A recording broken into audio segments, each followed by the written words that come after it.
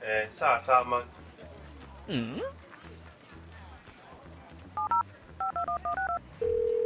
Claudia, I saw your video of numbers, but now the shop owner is saying something I've never heard before. This bag. Do you know how much it is? Oh yeah, there's a few more things you should learn to be able to buy and order things in Hong Kong.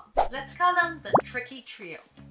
Sometimes the way we count numbers is different than the way we speak about quantity in Cantonese. Wait, there's only 2 numbers here. Are you sure you can count, Claudia? Wait a second. Give me some time, I'll explain it.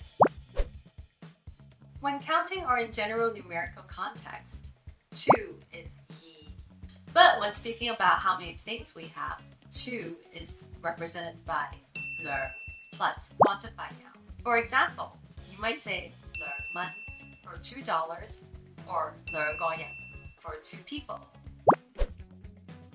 Oh, it's the 2 again, this time with a friend. So when counting, 20 is isa. But when talking about how many things we have, we say ya plus quantified noun. 如果廿個橙啊，幾多錢啊？ 20蚊。 Oh. Looks like Two's friend does not want to be left out of this tricky gang. Remember what 10 is? That's right, it's some.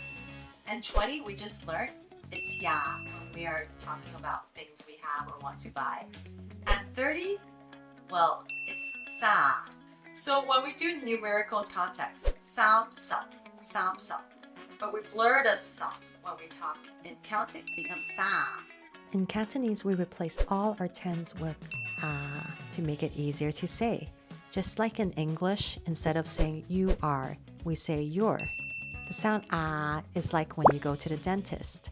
40 would be say ma, lo cha, ba, gao. You can also say 99 as gao gao. 44蚊。I know now. $44.